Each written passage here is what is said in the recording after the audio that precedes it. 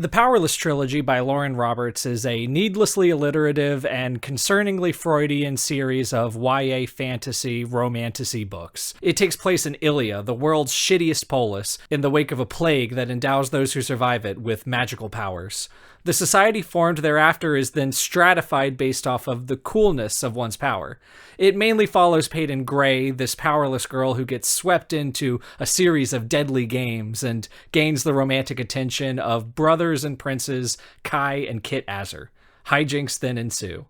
Subjected to a bit of controversy due to literally just being The Hunger Games meets Red Queen, the mainline trilogy flies completely off the rails a couple books in when Prince Kitt begins to microdose the plague and decides that he wants to be a god like a bad anime antagonist.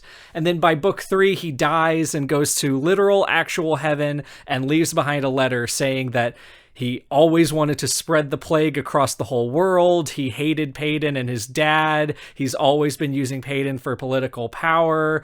Peyton and Kai get married and then decide to name their daughter Kitt. The end. Hello and welcome to another SBU English Club deep dive, or whatever I'm calling these things, these one-off video essay read-along extravaganzas. It's the same thing that I was doing for Summer in the City, but this time for Powerless books. My name is Andrew, and I have a really big soft spot for the Powerless series. If you knew or were a Wattpad person as a kid, if that makes any sense, you're going to know what I mean here. There's something really nostalgic about a YA fantasy that starts off as a shitty knockoff mixed with whatever the author's peculiar interests are, and then it just gets darker and weirder as time goes along and the author comes into her own. After reading 2 books in the trilogy and having the second one explained to me, link in bio below, I feel like I have a pretty good understanding of what makes Lauren Roberts tick as a writer. Alliteration, negging, sticky buns, smiles, especially dimples, names and nicknames, Cassandra Clare-esque psychosexual undertones. But the experience I have had of reading the Powerless trilogy has always felt a bit unfinished. And I know what you're probably thinking, it's because I didn't read book 2. Well, I'm not going to do that because my critique partner Jay made it sound really, really boring. When the SBU English Club finally finished focusing on the frantic frolies of Powerless, I had a lot of questions, but there were 3 big things that felt especially unexplored. There was Peyton's obsession with her friend Adena, who dies at the end of book 1 when Blair's brutally blunt branch breaches her back bloodily and bursts through her breast. I think that's how they said it. There's the aforementioned minor antagonist Blair Archer getting her face shoved into a fire by Peyton until her skin sloughs off, only to be seen alive at the very last chapter of book 3.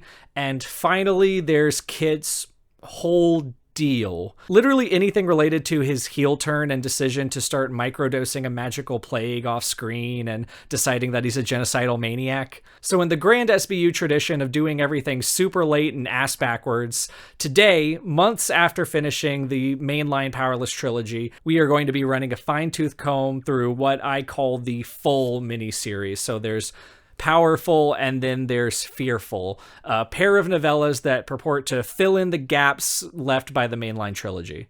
In a kind of Rosencrantz and Guildenstern are dead fashion, the full miniseries focuses on side characters during a larger book's timeline, shining light on hidden depths and recontextualizing things we thought we knew. And boy, do I have opinions about them, so enjoy it, I guess.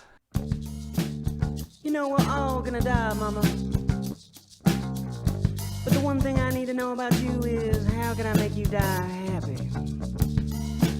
Powerful, a Powerless story, is the first novella in the full miniseries. It was first published in April 2024, and I suspect, based off of the general content and quality, that the bulk of this was intended for book 1, but then Simon or Schuster or whoever convinced Lauren Roberts to cut it for length and then repackage it. If I'm right about that, then probably a lot of my critiques of it are going to be null and void, but this was sold to me as a separate product, so I'm going to treat it as a separate product. If you have even a basic understanding of Powerless as a series, all I need to tell you is this book features Adena and Mak meeting during the events of book 1 and falling in love, and that is it. Now, you don't have to read the book. If Powerless were a 3-star book on the SBU Andrew scale and Fearless a 4, then this is probably a 1 or a 2. Probably a 2 because nothing that happens is especially egregious, but it's just very, very bad and extremely unnecessary, which is worse to me than very, very bad. Which is disappointing to me because Adena's character was the one thing I was sure Lauren Roberts was doing something intentionally about. If you haven't watched or don't remember our episodes on the mainline trilogy, I did something pretty annoying in my summary of Fearless. I kept saying over and over and over again that Adena is dead and we're sad about it.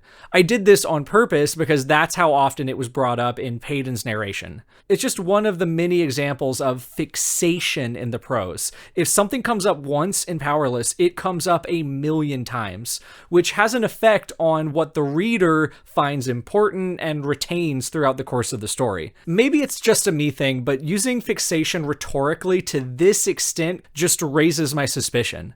It's intrinsically related to the idea of an unreliable narrator. So if in real life I drove you crazy just saying over and over, man, that party I went to last night was so awesome. I had so much fun. I was such a crazy party. Would you not start to suspect by the millionth, golly gee drillionth time I said it that I actually hadn't had fun, or maybe that there was no party at all? I mean, this is going to sound stupid, but narrators tell you things because they want you to read them, which I know is just genius level critique here, but for real, the tricky part of this is where motive and intention come into the question. It's conspicuous to me, for example, how in The Secret History, Richard Papin is very detailed in his accounts of Bunny's bigotry and general bad personness, most of which happen in scenes where they're the only two people there, right before participating in his murder. Annie Dillard's narrator in Total Eclipse, which I think is just Annie since it's creative nonfiction, all but pushes the camera away from her husband and the eclipse itself and focuses on this fanciful painting of a clown made out of vegetables. Whether the narrator wants you to think about something or not think about something comes down to the intentional leveraging of focus and refrain, which then brings us back to Powerful. I was so sure that something was capital BD being done with Payton's obsession with Adena throughout Fearless. She's the most perfect cinnamon roll ever. She's the most alive person I know. That's a real quote. Everything about her was literally perfect. She was the most amazing person ever. Payton thought she knew Adena, loved her in her own way, but can you really truly know someone, especially when your memories of her are so obscured by grief and trauma? To be clear, I wasn't expecting or wanting a twist like they did with Kitt, where it turns out, I don't know, Adena's always been secretly evil and hated Payton the whole time or anything like that. I'm just saying that using the device of refrain or fixation or whatever you want to call it just primed me to expect something unexpected to happen. I did want and expect something, like she had friends, family, private interests and goals, desires. Maybe Adena secretly hates sticky buns and just keeps them in their trash fort pantry just because Payton likes them and pretends to like them for her sake. Something really low stakes twists. I'm not asking for something incredibly dark here, but we get none of that. Adena is exactly the uncomplicated ray of sunshine she's described as in Payton's crazed obsessive memories, to the point where she's directly associated with the sun itself by everyone around her, including herself. No matter what the outcome of the purging trials was, Adena's only life goals are to eat sticky buns and tidy up her trash fort until she dies of diabetic shock or pneumonia, respectively, whichever comes first. The sewing thing is just to pay the trash fort bills. And Mak is, We'll get to him in the deep dive, but he's not unfamiliar. So the first thing we get here is a actual breakdown of the powers. As far as I know, this is the first and only book that includes this, at least in the publication cycles that I bought these books in. You'll notice a couple things. Most obvious is that Phaser, which is what one half of the POV characters in this book are, is not on the list. Adena does say that she doesn't know any other phasers, but I didn't think there were no other phasers, period.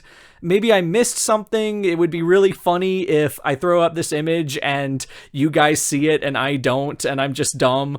The other thing is the numbers, which I think are populations. It seems like the obvious choice, but if it is, it's weird that these are very round numbers. But then again, maybe this means that there are at least 201 bluffs. Greater than 100 is in the header as well.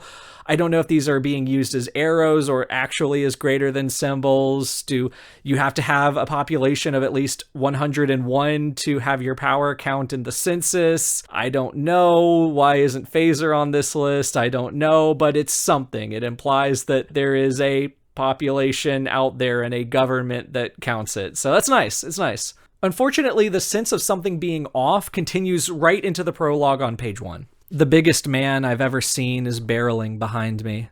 Then again, it is likely that I'm exaggerating. Mama always did tell me what a curse it is to be blessed with such an overactive imagination. I would hate to proclaim that he's the largest man I've ever seen if he isn't truly worthy of the title. So, I dare a glance over my shoulder, dodging carts and jutting cobblestone beneath boots swallowing my feet. Mama said I would grow into them. I'm still waiting for that day. No, that is definitely a giant man. Something's just so awkward here. I can't really put my finger on it. I think it's what's being done with the fourth wall. I'm probably exaggerating. That is definitely a giant man. Playing fast and loose with whether or not Adena is actually telling us a story. Men, women, and wandering children jump out of my path, though most look unfazed at the sight of me hurtling past. Looting on loot is hardly uncommon. Merchants curse as I weave between their carts, though I shout my apologies at anyone who cares to accept them. So, like, is she shouting the apologies for anyone to accept as they please, or is she just such a good judge of character that she knows just by sight in advance who is going to accept her apology and only apologizes to those people? Well, weird prose aside, this takes place 5 years before the events of Powerless. Adena, pre-Payton, has stolen a sticky bun for the first time, and she's being chased by an Imperial who is unfortunately not Lenny. This is literally just how Powerless 1 starts. I don't like that fact, but me saying that's not really a criticism. It's literally true, and the books are in kind of a silent conversation about it. Well, he's definitely not a Flash, that's for certain. You'll recall that it was a Flash in Powerless. Anyways, it's fun. We get to see Adena using her phaser powers, and from the moment a certain silver-haired girl trips the Imperial, it becomes obvious that this is the little meet cute we heard about in Powerless. Excitement bubbles in my throat in the form of a hushed shout. You steal? Like steal good? Steal good? She echoes skeptically. Anything is better than that, but yes, I steal good. Perfect, I say cheerily before sticking out the hand currently unoccupied with my stolen goods. I'm Adena. She takes my hand, seemingly shaking it just to humor me. I'm Payton. Well, Payton, I rip the sticky bun in half, offering a smush side to her. I think we could make a great team. So, partners? Partners. And my first order of business is getting you into something far less horrendous. She huffs out a laugh. Yeah, because that's a priority. It doesn't transform our understanding of what we've been told about this moment in their lives or offer any new insights into either character or their relationship or the world, but it's nice. The first real bit of novelty comes from Chapter 1 from the point of view of Makoto Hitan. Quick rundown of what we've seen of him in the mainline series, which isn't much. He was Adena's off-screen boyfriend whom he met during the events of Powerless. He came back in Fearless to threaten and taunt Peyton for letting Adena die, and then somehow got hired by Kitt to shapeshift into Kai and fight Peyton in the last of her queen trials. He loses intentionally and says something dramatic about seeing Adena in the sky, and then they appear in literal actual heaven as ghosts or stars or orbs that hang out with Kitt after he dies. Here in chapter 1 of Powerful, at the time the contestants are being carted out of the slums to go participate in the purging trials, Mak is brooding about the brutality of the bullying, boisterous bad guys, fixated on a for now unnamed her who has been selected for the trials. It's a struggle to push my way through the crowded street, every inch of it crawling with ignorance incarnate, every inch cheering for a contestant they chose to represent loot. They have done nothing more than send mundanes and defensive elites to their deaths. And she is one of them. But it should be me. Me who dies brutally, dies alone, dies at all. Chants in honor of the 6th ever purging trials ring in my ears. Each word a reminder of what I've done. Nothing.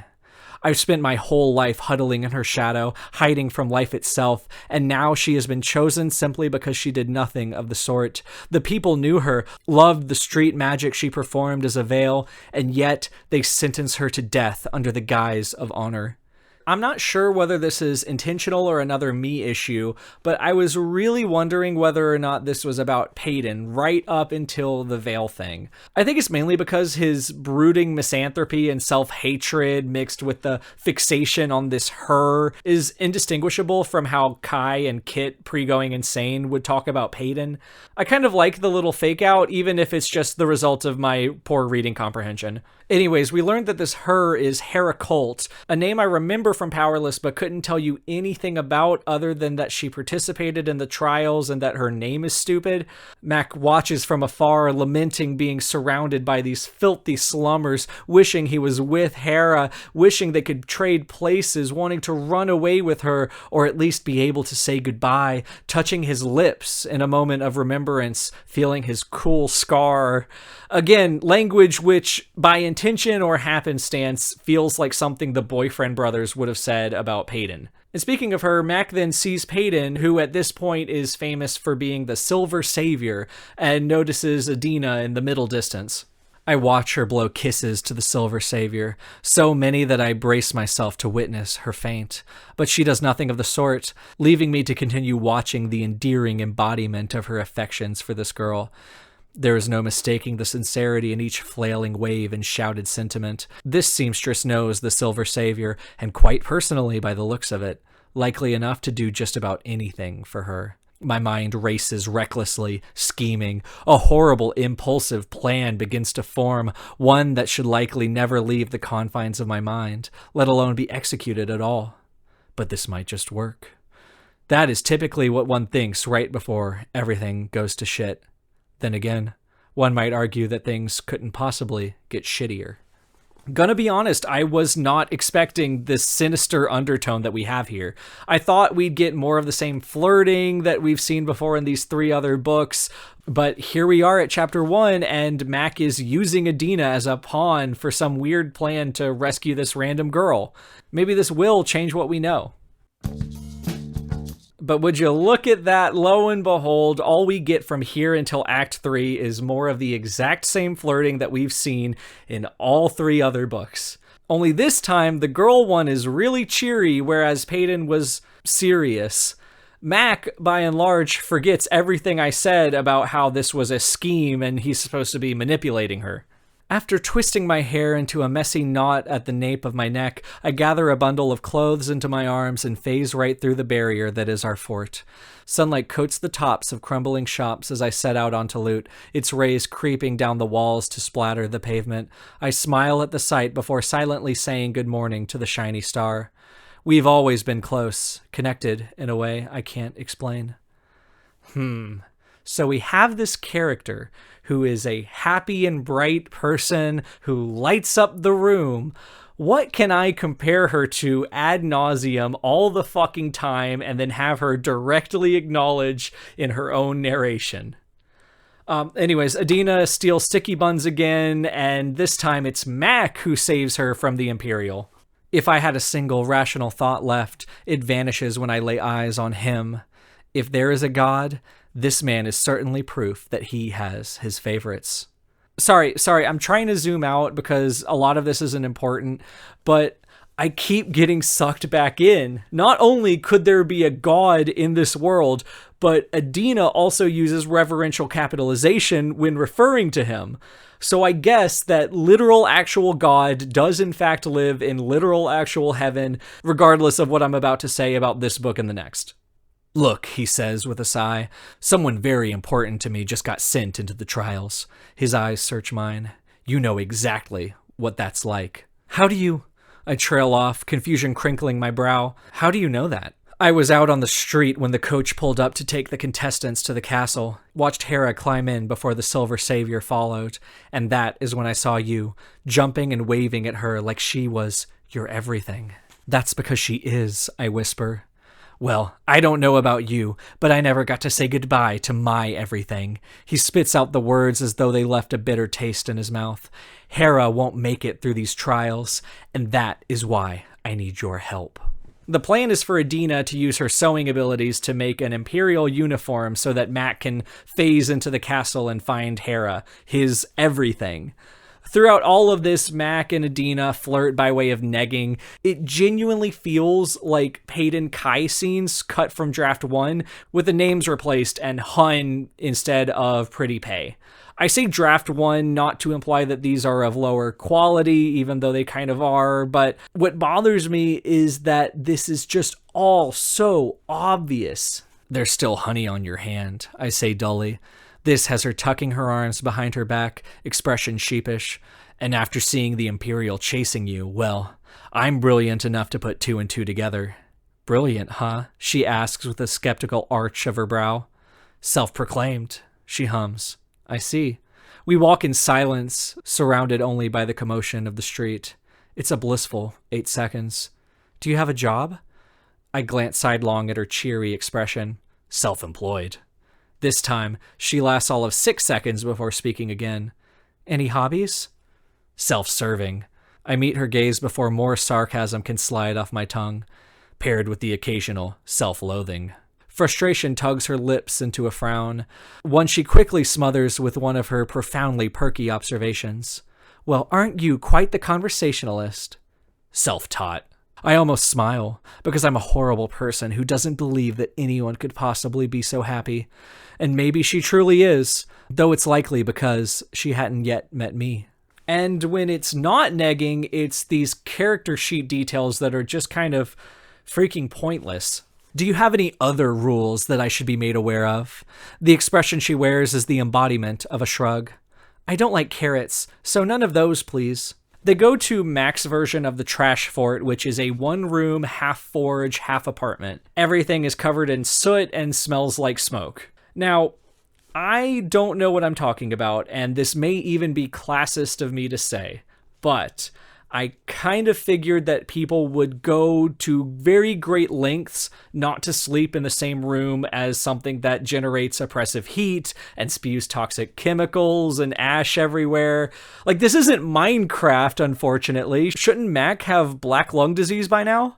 While I'm nitpicking, this is when they're exchanging their flirty hints about their tragic backstories, and Adena is embarrassed as she asks Mak to take off his shirt to get measurements. I sigh while pulling the shirt from my body in one swift movement. It slides easily over my head, considering it's mostly made of a spandex material with a protective leather panel down the front. Which, gotta say, Lauren, I'm just so glad that you cleared up this age-old Powerless fan theory that any fan worth their salt would know about. You see, spandex is a fantasy polyether polyurea copolymer that was invented in year of our literal actual Lord 1958, or year 358 pre-plague. The name spandex, which is an anagram of King Charles III's English word expands, is the preferred name in fantasy North America, the continent upon which Ilia lies. In fantasy continental Europe, otherwise known as Tondo, it is referred to by variants of elastane, or lycra if you're from Dor. But wait, there's even more to learn. Oh, and don't get the cheap fabric that unravels. This needs to look real, so get polyester. Which means that in Fantasy 1926, the fantasy multinational chemical company Fantasy DuPont began research on fantasy synthetic fibers, which led to the fantasy patent of fantasy polyester in Fantasy 1928.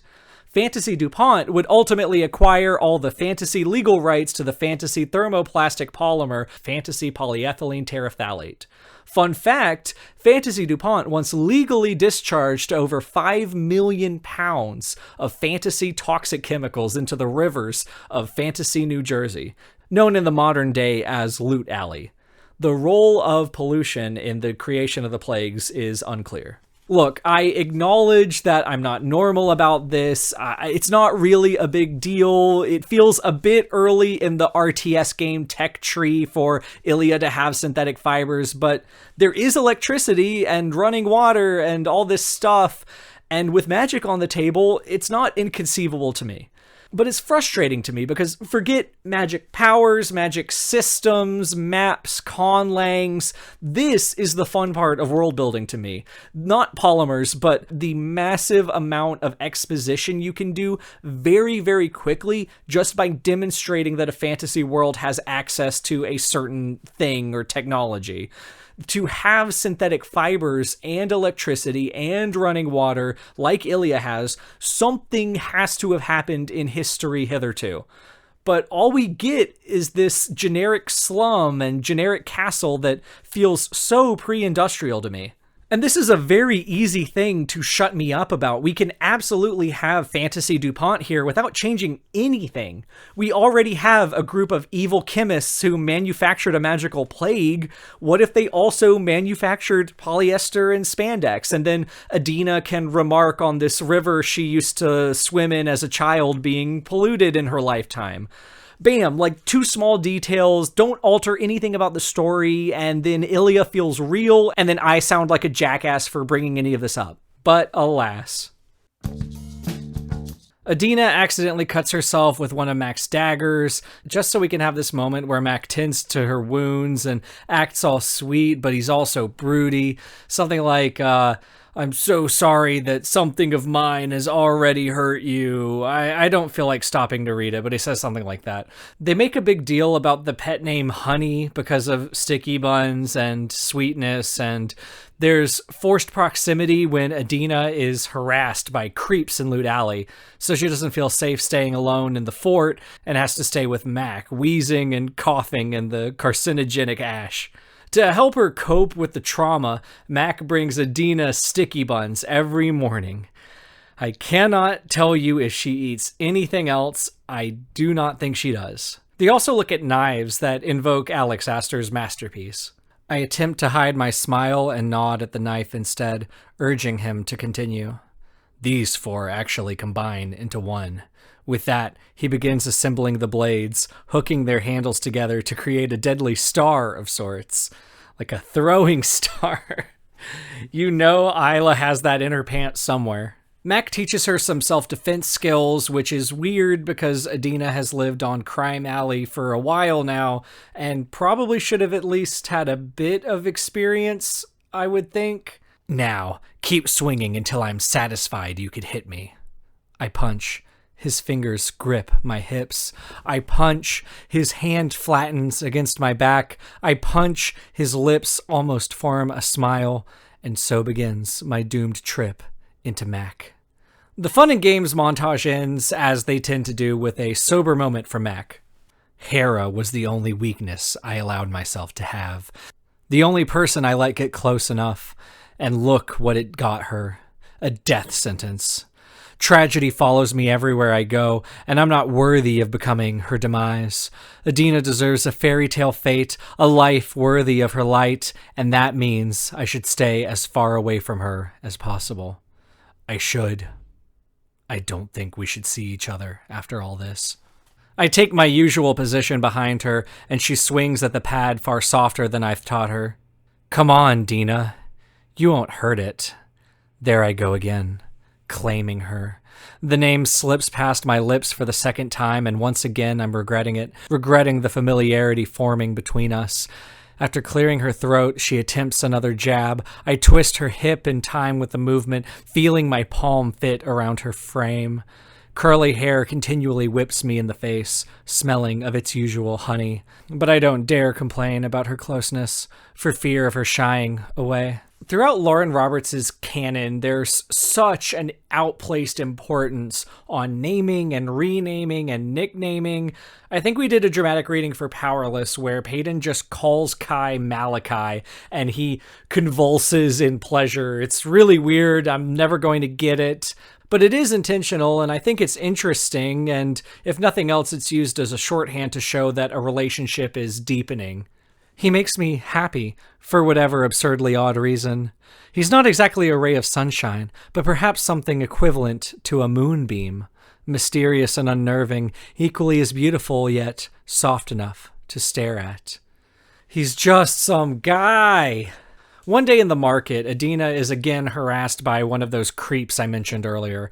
Just in time, Mak swoops in and intimidates him away, saying that the first time Adena was harassed, he hunted all of the creeps down and forced them to memorize all of Adena's features, and then Mak holds the creep down and makes Adena punch him. Yay! He literally says, how about a sticky bun to celebrate your first assault? This moment of uncomplicated moral triumph is undercut by a complication in their plan. As we know from Powerless, Adena gets called in as Peyton's seamstress. But his voice is alarmingly lethal. We have our mission tonight. We have a plan for both of us to sneak into the castle. I shake my head, hoping a smile will lighten the mood. Mak, your uniform is done. You are free to go to the castle whenever you... No, it will be much riskier without you. I need your power there with me, he mumbles more to himself. Confusion clogs my throat, forcing me to swallow. You're not a phaser. He laughs, the sound strained and bitter. No, honey, I'm not, and Hera is going to die in these trials if I can't get her out. I shake my head, fighting the tears starting to sting my eyes. Get her out? You mean run away with her? He opens his mouth, but anger is already spitting out of mine. You were going to leave me. You were going to get Hera and flee the kingdom. I suck in a quivering breath. You were going to die when they caught you. I was bound to die anyways, he breathed. My vision clouds with unshed tears. You lied to me. You used me. Hera is all I have left. You had me, I choke. You had me, and I would have kept your secret. You have no idea what I'm willing to do for the people I care about, but you lied. I was going to gripe about this, but honestly, this is kind of what I was asking for. We get the reveal that Mak is actually a wielder, which is also what Kai is. He can, steal people's powers when they're in proximity to him, and this is why he specifically needed Adena at hand. And in as much as that goes, she was being used, but you had me is an awful thing to say to someone in this situation. Adena, you've known Mak for maybe a week. So maybe this is Adena's flaw, being too loyal to the point where she expects everyone to reciprocate. I don't know, it could work, but anyways, this means it's time for more brooding. When the door swings shut, she's sealed from sight, likely smiling with her friend as though she wasn't just wiping tears from her face, tears that I am to blame for. I used to wonder what it would take to break her, how long it would be before that happiness of hers was dulled like the rest of us, and now I wish I had never found out, because I did this to her. Meanwhile, in the castle... And here I was, thinking he cared for me, thinking that what I felt for him might have just been reciprocated. But it's Hera he wants more than me, Hera he's willing to risk everything for. I was bound to die anyways. I'm angry at him. He used me, lied to me. Just then, Mak phases through her wall and decides that he ought to explain his tragic backstory, finally. He takes a heavy breath, one that holds the weight of something he's carried for years. I ran away from home. I was 14 at the time. Hera was only 12, living with my family because her parents had died. She's my cousin. Maybe I should have led with that. I struggled to hide the relief flooding to my face. Relief. Because thank God it's just his cousin and no one in this world has weird feelings about family members. I should also point out that this is the point the reader is learning this as well, that Hera is his cousin. We are at exactly the 50% mark. All I'll say is I was some combination of shocked and not surprised at all about this, given what else is apparent in the writer's interests from the rest of the series. I just wanted you to know that this is in here. And I'm not crazy because Adena also figured the same thing that I did. After making up with Mak, he phases out of the room and enter the first two Glup Shittos in this book, Kitt Azar. I need you to start calling me Kitt, not Your Highness. Then I need some advice. I beam. I think I can do both of those things for you, Kitt. Perfect. His eyes meet mine. Can you tell me what I'm doing wrong? The question startles me for a moment. With your outfit? I look him over. I mean, that color definitely complements your skin tone. No, he chuckles. Peyton. She will hardly look at me. His hands lift in exasperation, scoffing slightly. I mean, I'm not sure what to do anymore. I find her fascinating in a way that no one ever has before. Like she's realer than anything I've encountered here in the castle. Pei is a difficult creature. Trust me, I know this firsthand. But she's consistent with what she wants the most from others, I shrug. Honesty, someone she can talk to, and especially an open mind to what she has to say. Thank you, Adena, but you may not be rid of me yet. I'll likely need more advice in the future. And I'll be here as long as you'll allow, he returns my smile. Once I'm king, I may just need to make you an advisor of mine. I do like this scene. It's always a treat seeing the boyfriend brothers in different contexts where Peyton isn't around, so everything just doesn't turn into flirt negging. But I wonder how chilling we're supposed to find this. Mostly because I'm not positive at what point Lauren Roberts decided that Kitt was a bad guy. Okay, so digression aside, we have Glup Shitto number 2. King Daddy, let's go! Well, you will be happy to know that Peyton survived this first trial. His tone is dull, as though he'd been hoping for a very different outcome. I suppress my relieved sigh. Of course she did. I expect nothing less from Pei. Pei, he repeats softly, smiling slightly in that unnerving way. How sweet. I do my best to keep the smile on my face, even as I'm shifting uncomfortably on my feet. Yes, how fortunate that Pei was not one of the casualties this trial. I blink. If you don't mind me asking, Your Majesty, who were the casualties? He shrugs slightly, as though these deaths mean little to him. Sadie, a shame, I'm close with her father. Oh, and the Veil girl from the slums, though that was unsurprising. His voice is eerily cheery. Such is the trials.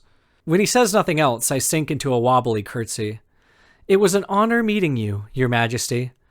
I move to scurry past him and startle when his booming voice follows me down the hall. Oh, I'm sure we will be meeting again, Adena. So I know what I'm about to ask for is literally just the exact same scene as we got with Kitt, but I find this scene as is so stale, I'd rather have the redundancy. King Daddy just kind of shows up and says, hey, look at me, I'm a character that you know from book 1, and I'm exactly the same as I always am, goodbye. My pet suggestion, meaning that I don't necessarily think it needs this, but I think it would be cool, is to have King Daddy be totally magnanimous and charming to Adena, like Kitt was.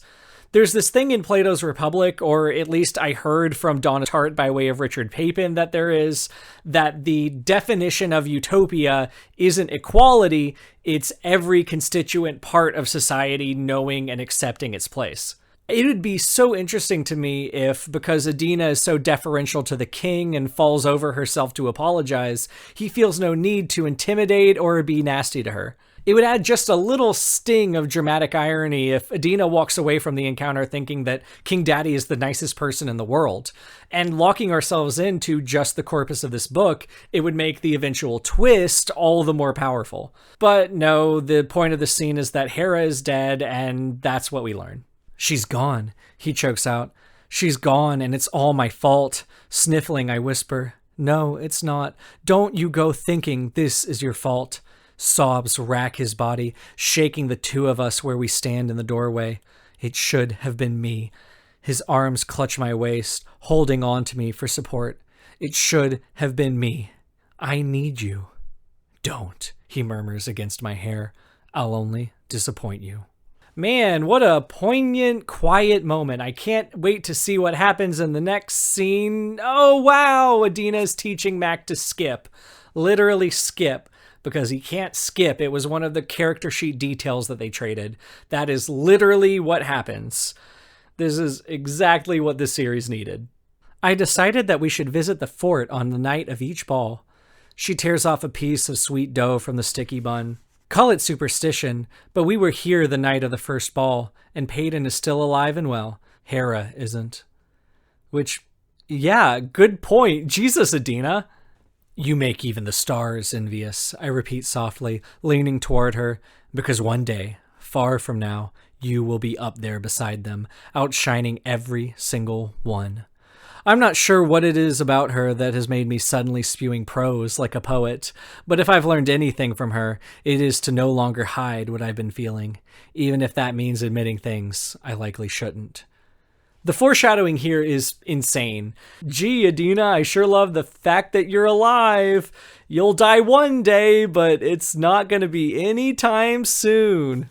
Adena makes Mak a vest like the one she made for Peyton, only this one has the infamous line, "See you in the sky," embroidered inside of it, which is cute, and it adds an extra layer of tactileness to the whole relationship, I guess. She runs into Kai, literally nothing comes from it. He just winks at us and says, "Boy, I sure do have a crush on Peyton." And just like that, I've picked which pretty prince to root for, because it's Kai who is destined for Peyton, no matter how tragic their story, no matter the opposite roles they play in this life, but maybe things will be different in the next. You know, the very alive Adena sure is talking a lot about death, over 75% of the way into a book that we know ends with her dying. Adena gets to hang out with Ellie and Peyton, and they talk about all the boys they like, but then, oh no, the king requests to see Adena. While an ignorant Mak wanders through Loot Alley looking for her, Adena is in the castle dungeons. It's a very brutal set of scenes. It's effective, but the tone shift here is a bit extreme. I screamed when they began breaking my fingers, pleaded despite the pain, begging them to spare the one thing I loved to live for. My fingers are my craft, my comfort, my connection to the past that I've managed to survive. And then I cried. She has this weird conversation about law and morality with this guy named Al. I don't know, it has the feel of a Glup Shittos scene, but for the life of me, I can't remember anyone named Al from the Powerless series, and word searching for the letters AL is like finding a needle in a haystack. The whole point of the scene is they acknowledge that Adena and Al both start with A. Later, Adena gets dragged into the bowl arena for the third trial. I gawk at the hedges surrounding me, gulp at the sounds coming from beyond the dense foliage. At least I don't have to look at my fingers anymore. This is all just a nightmare. Pei will wake me soon, with her fingers sweeping back my sweaty bangs, and then we will sit and stare at the stars from behind our fort, because that is where I am. That is where I want to be. But that is not this place. 493. Arceus? I've started counting the seconds out of sheer boredom. My legs are shaking, feeling unsteady beneath me. 494, 495, 496. So there's no retcons here. Just as Peyton reaches Adena, she blinks down at the bloody branch. "Promise you'll wear it for me?" The words slip from my mouth, blood quickly following. Through blurry vision, I see the question on her face more than I hear it from her lips. "The vest," I choke out. The green one with the pockets." Death is shushing me, but I speak over him. Remember that pronoun. The stitching took me ages, and I'd hate for my hard work to go to waste. It's the last piece of me left, the last physical piece of my passion in life. You know, with the point of view reframed, I can almost kind of walk back the comment I made in Powerless 1 about how I felt it was weird and dehumanizing to have her be subsumed into the thing that she created for our protagonist. It's nice that she takes pride in her work and sees it as a way that she can live on in perpetuity. But then she undercuts it by thinking of the stupid fucking guy she knew for a week and made out with one time. No, there's Mak. He is my passion in life, and I only wish for them both to wear my vests when I'm gone, tethering them to me for eternity. But I say none of this. Very interesting phrasing here, tethering them to me for eternity. Another word choice that points to Adena being more possessive than we give her credit for, but this is kind of it. On a syntactical note, it's around here that Adena starts capitalizing the word death and also personifying him, as we've seen here, which is just ecumenically very interesting to me given what we're going to learn in Fearful. Anyways, we get this entire rigmarole again from Mak's perspective. My heart stutters at the feel of a raised thread beneath the pocket. I don't need to look at it to know what it says. Don't need to read the words to have more tears rolling down my cheeks. See you in the sky. I look up, choking back a sob. The sun drenches me in warmth, coats me in comfort. It's soothing, gentle, soft. I smile sadly, laugh despite the tears staining my skin. And there she is, outshining everyone. In a way, she's always been the sun, always the brightness that existed despite the presence of such darkness. Thank you for picking the closest star, Dina. I take a shaky breath. Looks like you'll be around to keep me company. Poweful closes out with Chapter 23 from Adena's posthumous perspective. It basically just implies that she's living on as a star and or the sun. The end. Lately, I've resolved myself to work on my stage presence, as it were. It may just be a side effect of the books that Jay and I have been covering recently, but I've noticed, at least in myself, a tendency towards the very things that I started this channel to dilute, namely a nitpicking, judgmental tone that doesn't seek to justify or even understand. I've been doing it in this very video, but I'm not going to take it out because this book genuinely pissed me off and there was the whole Fantasy DuPont thing. There's definitely a level of catharsis to quote-unquote tearing a book apart, but I don't know. I'd rather die in poverty as a literary analysis channel than prosper as yet another super long "this is why this book sucks" channel. I need to do better about stating my opinions as facts and the tone with which I present those opinions. I need to meet a book as best as I can on the terms of the author's goal for it. That's the whole reason that SBU exists. So here is my non-factual opinion. This book is not very good at doing what it wants to do. Let's try to piece together Lauren's goals here for Powerful. To keep this conversation fun, I'm going to strike out what I believe to be the actual reason that this book was published, which is Powerless was too long, Simon & Schuster identified Mak and Adena as weak points, Lauren countered that we need Mak since he comes back in book 3, so they compromised and made a novella, which they could then sell for $15 on top of the $20 sticker price of book 1.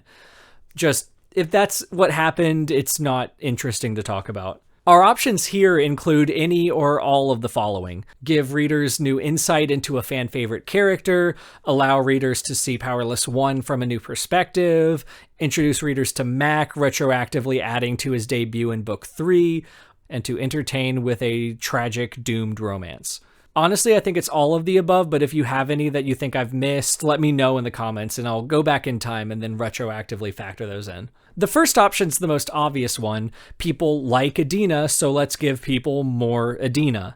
But I think the reason Powerful fell short of this goal is summed up in the semantic distinction between more Adena and Adena again.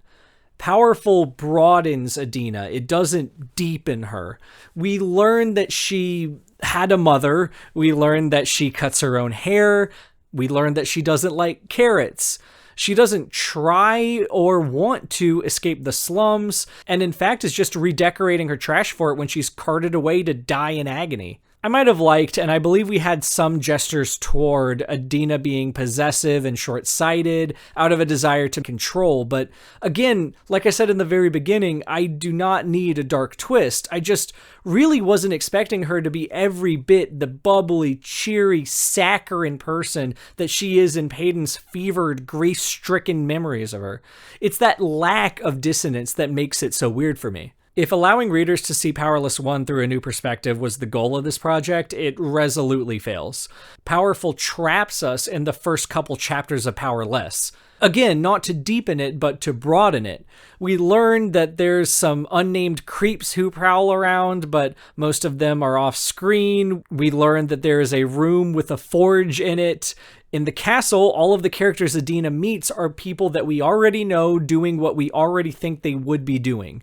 The only part of it I'm not sure about is the Kitt scene, but full disclosure, I haven't gone back to Powerless to make sure that he wasn't already crazy in book 1. His transformation into light Death Note and Fearless has just become my perception of his character, so that could be something. I actually think there was a good deal of success in introducing us to Mak, contextualizing him, and making us care. I wasn't expecting store-brand Kai to be obsessed with a random member of the Purging Trials that I'd forgotten about by now, and then to get involved with Adena as just this weird Machiavellian scheme to manipulate her. So I do think that having this context would make me feel different about him randomly showing up and then dying in book 3. As far as entertaining with a tragic doomed romance, no, sorry. This one's super subjective, so if you disagree, that's totally fine. But I was so bored. And it's not because I knew how it was going to end. Spoilers aren't real. A good story is never ruined by you knowing what the ending is. If anything, knowing the ending was the only thing keeping me going. It's everything I've been saying hitherto. The breadth versus depth, the fact that this feels like store-brand book 1, the lack of interest in the world in either a micro or a macro sense. But something else I haven't directly pointed at yet is the jerky tone shifts. I feel like this book is way too self-aware about being tragic, and it knows abstractly that tragedy is when good thing turns into bad thing. So it just pummels you with all these moments of, oh, I sure love being alive with you, my love, who's also alive, and nothing bad will ever happen. You get the idea. I've shown you a couple segments by now. That underlying artifice, which borders on breaking the fourth wall, is the big nail in the coffin here and makes it impossible to take this book seriously. So even trying to meet this book where it's at and judge it by the goals it seems to be pursuing, I just really can't say much good about this one. Powerful is, even by the standards of the series that encompasses it, shallow, artificial, and incredibly slow. And all of that despite being about half as long as a mainline trilogy book. We could have done anything, and instead we did nothing. I don't know exactly what I expected out of Powerful, but I was apprehensive after I'd finished it and started moving on to Fearful. I mean, if we can't make Adena feel like a human in 200 pages, how are we going to handle a cute boy Peyton used to be engaged to writing a manifesto about how he hated her and wanted to kill her? Kitt. Hated you guys. You're the ones Kitt. despise. All you phonies and crony Maloney's Kitt. just couldn't take. If you wanna know, then read along. And if no, you are stupid and wrong. Oh, you fool, you thought you were cool, but Kitt. thought you weren't. Oh no. Undo. Fearful, book 2 in the full miniseries, and book 3.5 or whatever it is in the mainline trilogy, came out relatively recently at time of recording, so September 2025. It is hands down my favorite installment of the entire Powerless series. That being said, it is the only Powerless book to have less than 4 stars on Goodreads. Isn't that interesting? If you've ever listened to the English Club podcast, you may have heard Jay or other guests who are smarter than me say stuff like literary tradition, literary citizenship, genre conventions.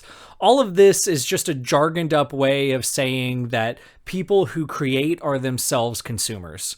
The books that you read, whether it's unconscious or part of your marketing strategy, influence what you think are the quote-unquote rules of literature. They determine what your audience expects. They determine what you can, for lack of a better word, get away with. Fearful is the first book in the Powerless series to realize this beyond a superficial level. We, being the YA consuming community, we know what the Hunger Games is. We know what Red Queen is, or at least fantasy world with social class based on magic powers isn't an alien concept to us. The value added by putting these two things together, and in my opinion, not even mixing them, is minimal. Whether it took 4 books for Lauren to realize this, or it took 4 books for Lauren to run out of things to rip off, it's a good thing that we're here now coming up with new ideas. Fearful knows that you understand a deadly game, so it spares you nauseating scenes of running around in procedurally generated dungeons and focuses instead on the goals and machinations of the game's organizer. It trusts that you understand fantasy magic social strata, so it explores that concept to what I believe would be its terminus. Its major characters do more than neg each other until they kiss. They discuss things that are interesting and move the plot forward and speak to broader goals. It is a really weird book, and I mean that as a compliment as well as a criticism. Like we did with Powerful, there's some stuff I want to show you before the actual text of the book itself. Here we have some maps of the castle that are extremely unhelpful and sometimes downright nonsensical, but this does confirm that this is in fact an extruded plastic Playmobil castle, which is kind of funny. On another note, I don't know if this will be super obvious from what I'm showing you, but despite the 2 novellas being of similar physical size, the typeface in Fearful is so much smaller. I can't find a word count, but the audiobook for Powerful is 5.5 hours, whereas Fearful is 7.5. Assuming the narrator reads aloud at a pretty average pace, we're looking at up to 20,000 more words. It's one of my writing group pet peeves or shibboleths or whatever you want to call it. Page count is a pretty meaningless standard. 220 pages of Powerful is significantly less of a time investment than 210 pages of Fearful. In an amateur writing group setting, you can actually gauge a writer's level of experience with critique groups and whether or not they've ever submitted to magazines just by asking them how long their work is and waiting to see whether they respond in pages or words. But I digress. On to the actual story. The dead struggle as though they have something left to live for. This body is particularly heavy as it sputters at death's heels, though not in the way that dragging a leaden corpse tends to exhaust a human. You see, death is equipped with everything she needs to damn the dead. When she beckons for strength, it answers. When temptation is required of her, she dons beauty like armor, and when death needs to live up to her ruthless name, she certainly does. One would do well to remember this. No, it is the weight of this man's soul that slows her steps. A darkness swirls around his heart, coating the cold skin he wears with past sins as slippery as oil beneath death's touch. She drags the pleading man by his ankle across the murky swamp. He may be dead in the land of the living, but here, death is a kindness you earn. That's right, half of our cast this time around is literal, actual death, as in the Grim Reaper who we met in the epilogue of Book 3. Her name is Mara, but she'll be called Death with a capital D, kind of interchangeably. Mara, who is repeatedly implied to have once been an alien human mortal, is for all intents and purposes just, like I said, the Grim Reaper as a pretty young woman. She spent possibly centuries joylessly dragging people from the world's shittiest polies to the moors, which is the world's shittiest afterlife. The moors is a swamp full of fake bones that Mara put there literally just for show, and trees that whisper with human voices that either are or mimic the dead's loved ones. once you get there, you're unable to commune with other spirits, and you just spend eternity trying to claw your way out either through the mud or into a tree until your mind rots away. There was one mention of this place in the epilogue of Book 3, and I didn't notice it because I was in just a state of shock after all I went through. There wasn't any description of it, though. Kitt just remarks that the starry place that Adena and Mak and him are in is not the moors. So Mara has this sixth sense that tells her when people are about to die, and of course her radar goes off for a certain king who's been microdosing a deadly disease for literally no reason other than to see what happens. This prompts her to, for the first time in a very long while, step foot in Ilia, which I think implies that she just doesn't pick up souls from there anymore, because a lot of people have definitely died, but... Actually, wait, just hold on a second, because I have to unpack this. I cannot express to you the whiplash I felt reading this all for the first time. I could not get over it, any of it. Aren't these books supposed to be about dimples and sticky buns and flirting? Why are we in literal, actual death's point of view? Why are we in Shrek hell, complete with a swamp and bones that are just put there to look intimidating, magic trees and mud, and what is Mara even? Everything in the prologue is just tailor-made to put me on the back foot. And to be honest, I wasn't sure whether or not I liked this, and I'm still not really sure, but I Googled the word moors just out of curiosity, and it sent me on this emotional roller coaster that defined my biggest issue with this book, which is I have no idea how smart it is. My first thought was, oh, the moors, that's pretty punny, but I think I get it. It's a little phonetic shift away from mort, as in death. A moor can be another name for a bog, which I think is what this is supposed to be. There's a lot of mud. It makes sense. But no, it turns out that this is literally just the Latin word for death. I didn't clock it because by quirk of etymology, all the descendants that I know look more like the genitive form, mortis. So I'm dumb and Lauren Roberts is unoriginal, go figure. But wait, moors is a feminine noun. According to Wikipedia, even though Latin-speaking poets were quote-unquote bound to using she for death as a noun, there are no surviving myths or art or anything where moors, as in the equivalent of Thanatos, is depicted as a female. But there could be, and language and grammar seem to suggest that there should be. And isn't it interesting that the moors happens to be the domain of Mara, who is a feminine representation of death? Just to hedge my bets here, even if all of this was Lauren's intention, I don't know how much we can actually put stock into this. I'm obviously an Anglophone. I've never lived in a language where grammatical gender was prominent, but I have studied modern German since childhood, and I'd always been told that there's not necessarily any social commentary being made by a noun's gender. The ancient German god of lamps is not necessarily a female. The god of chairs isn't a man. And I think that's what's happening here with the feminine death. The noun just happened to be feminine. For all I know, 2,000 years from now, this is what the Wikipedia article for Die Lampe will look like. If you know anything about Latin, I'd love to hear your take on this, but for the purposes of our discussion, it really doesn't matter. There's something intoxicating to me about lost myths of a female Grim Reaper, and returning viewers will notice that Lauren Roberts made me think and learn more about ancient languages and myths than Kate Corain and Jasmine Moss combined ever could. So TLDR, Lauren Roberts is either being very intentional or got very lucky. Whichever it is, it feels different. I mean, don't get me wrong, Mara's still a Lauren Roberts character, so she's very annoying to read. Her close third narration is littered with pointless parentheticals that either need to be cut or just made sentences, and the annoying "I'm a wise ancient creature and this is how I talk, this is kind of a fable" tone that they go for here necessitates every paragraph beginning in the phrase "you see," which is really annoying, but I feel like I can get something out of reading this.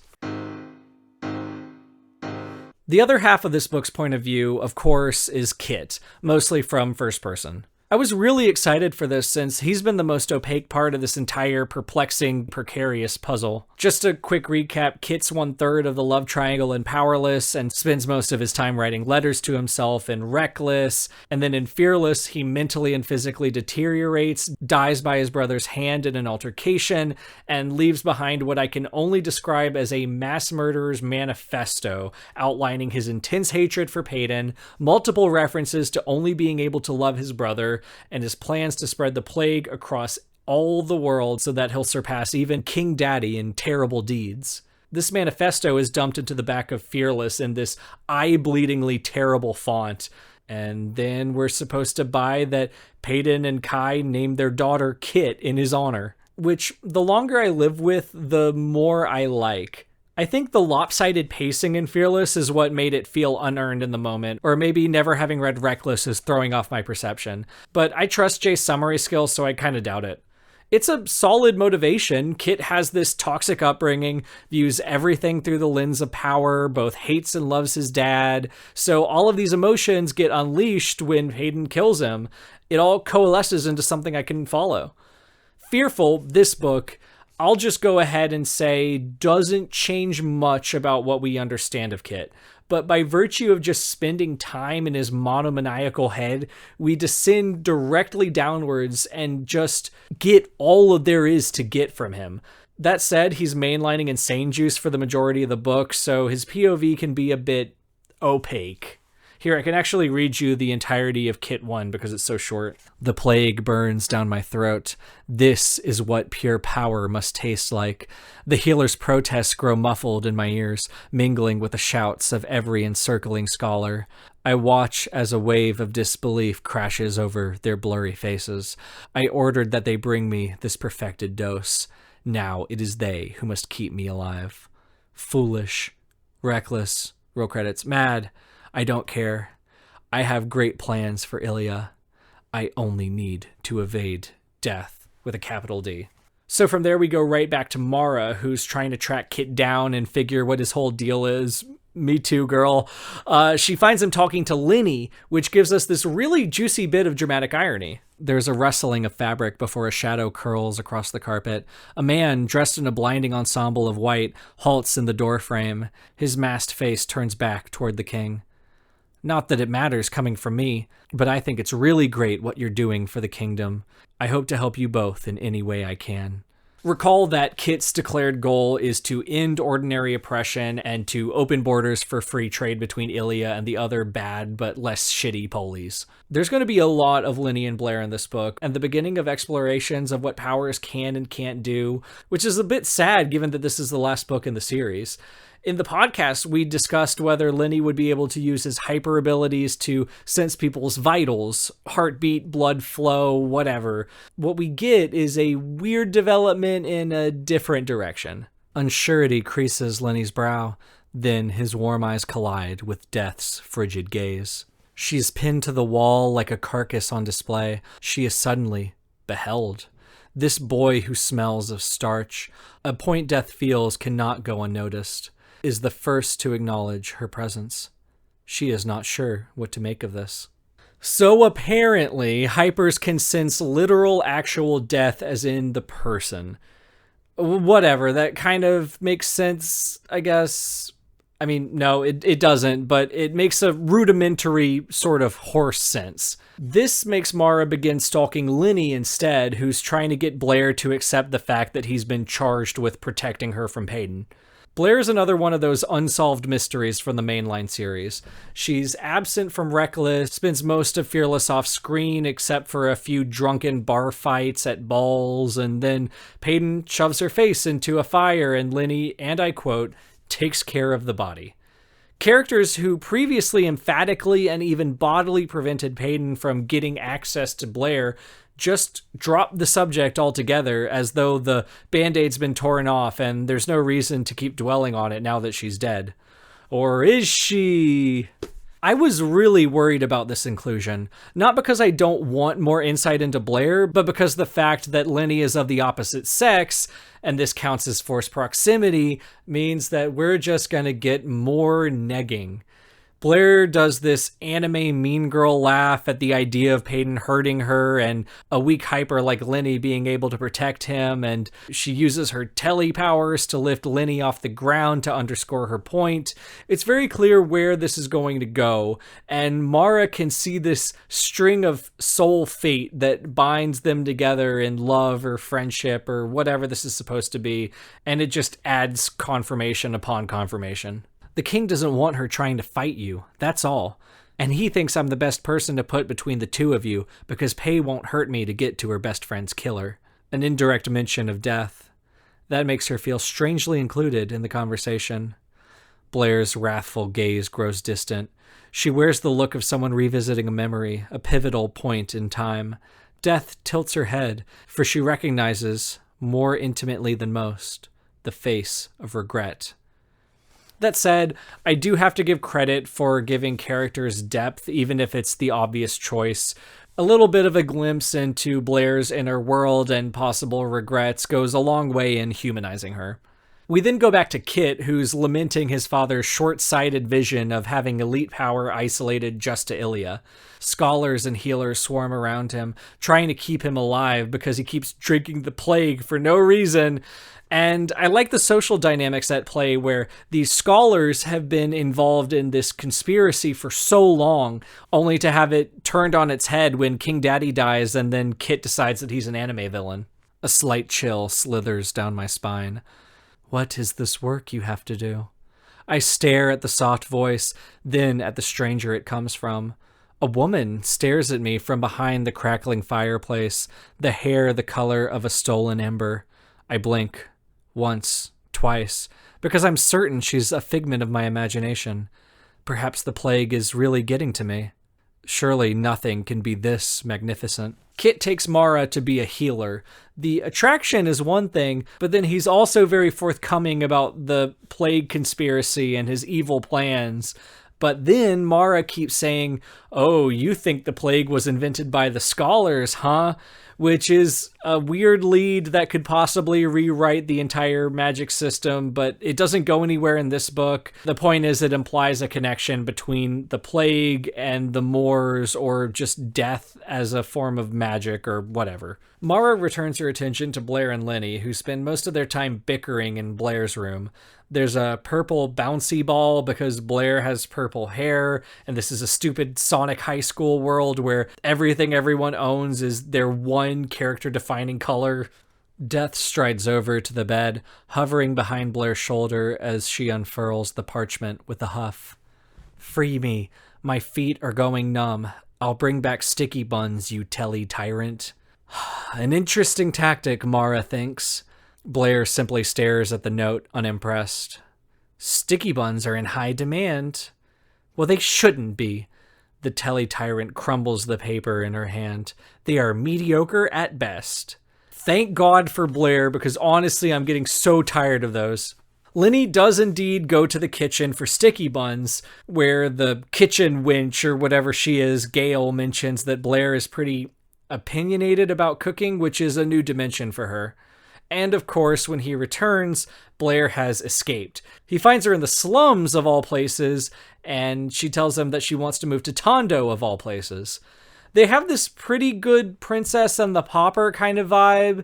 Lenny's from the slums and a pretty lame elite, so he's had to expend considerable effort to get anywhere near Blair's lifestyle, whereas Blair views her lifestyle as a form of incarceration. Which, poor her, but hey, it's a trackable confluence of motivations. As bored of this as I am, Mara returns to Kitt, where he's having another bout of insomnia. What does a king do when he cannot sleep? Wander, he sighs. Think. A better use of one's time than unconsciousness. With a soft chuckle, Kitt leans against the wall to look out a moon-drenched window. Your fellow healers certainly don't agree.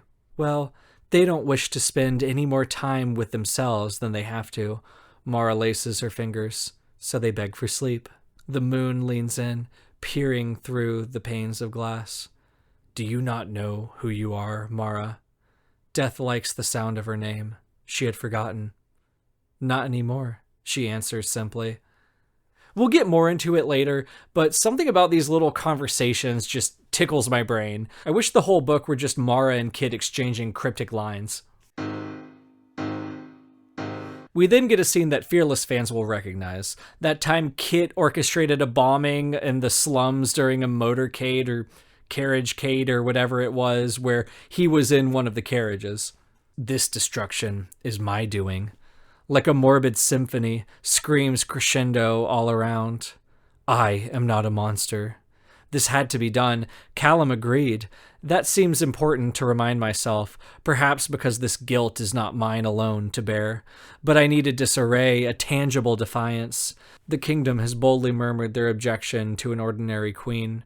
I only raised their voices. The trials must commence, and this will force my betrothed into them, force her to unknowingly do my bidding.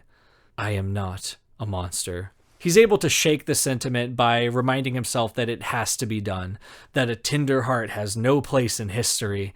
In a daze following the explosion, he sees Mara standing over him, only to vanish when our heroes come by. My brother's scrutiny slides to me. Are you all right? I ensured you were surrounded by Imperials. I swallow. I am fine. I am a monster. Who would do this? Peyton whispers. A monster. A monster. Like one's a thought and then one is dialogue, if that wasn't clear. My gaze snaps to Kai when he utters the words my mind screams. No.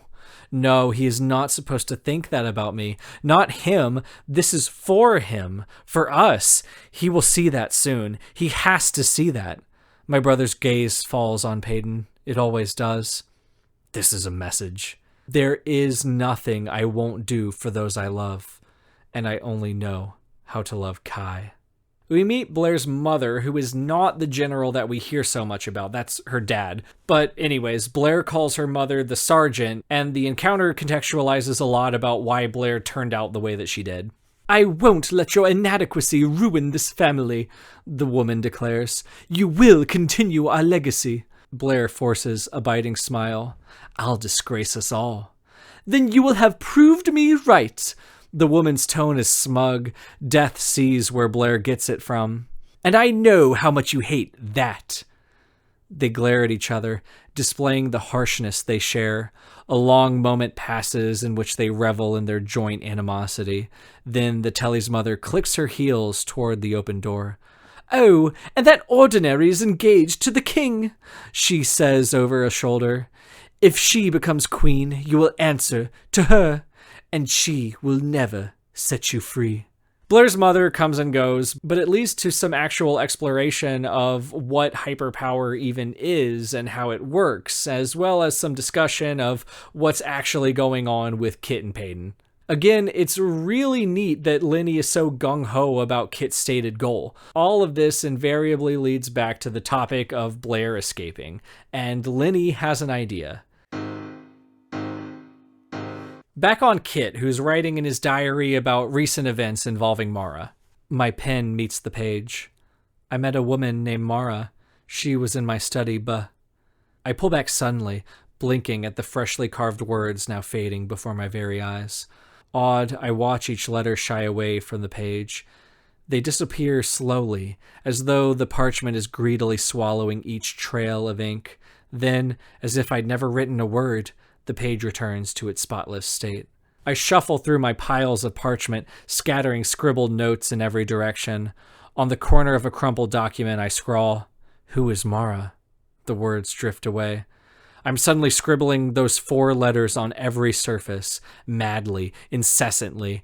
Mara, Mara, Mara. Nothing, nothing, nothing. It is as though she doesn't exist, as though the letters rebel against the very idea of her. Okay, so I get what's happening here. I do like it, but I can't recall Kitt ever remarking on the name Mara being strange, or any sort of implication that this is the only person or entity or whatever named Mara in the whole entire world. It's not like her name is Nyarlatothep or something idiosyncratic, Or does the vanishing ink thing only happen when thinking about this Mara? Could he get around it by referring to Mara by a pseudonym? It doesn't really matter, but it's just kind of silly, and I feel like there are more interesting ways to establish that Mara is supernatural. Mara then enters the scene as if summoned by Kitt's insane scribbling. Trials. She says the word like it's the punchline of a joke I missed. Elites do love displaying the power of death. Confusion creases my brow. The purging trials aren't meant to kill the contestants.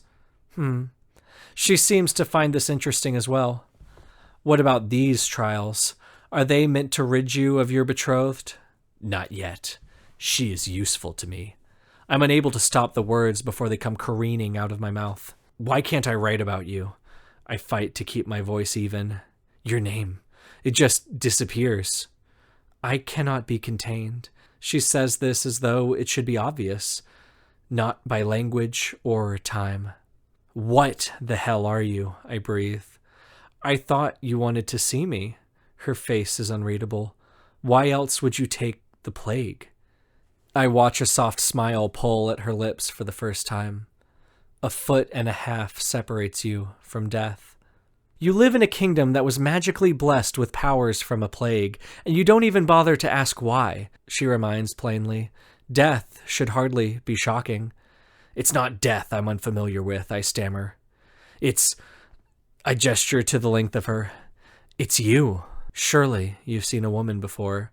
This is the point where I realize I actually did like the inclusion of Mara as a character. If you think about it, literal actual death is actually the only person Kitt could ever have a real conversation with. All the characters we know would be repulsed by everything he says.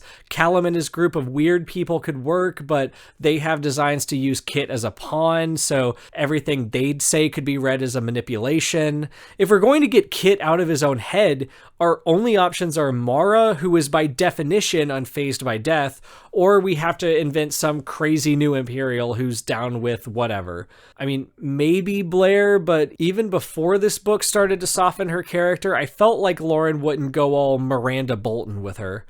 Anyways, I just love how Mara and Kitt have these calm, candid conversations about Kitt's cantankerous connivings.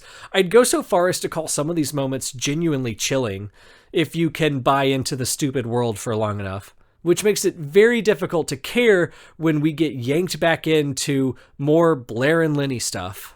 To be fair, this isn't Mak and Adena bad. I just mean that the Mara and Kitt stuff is so disproportionately good that it's hard to get back into this headspace. This next chapter does have some fun explanations from Blair about why she hates Payton so much, and I think her argument is actually pretty cogent.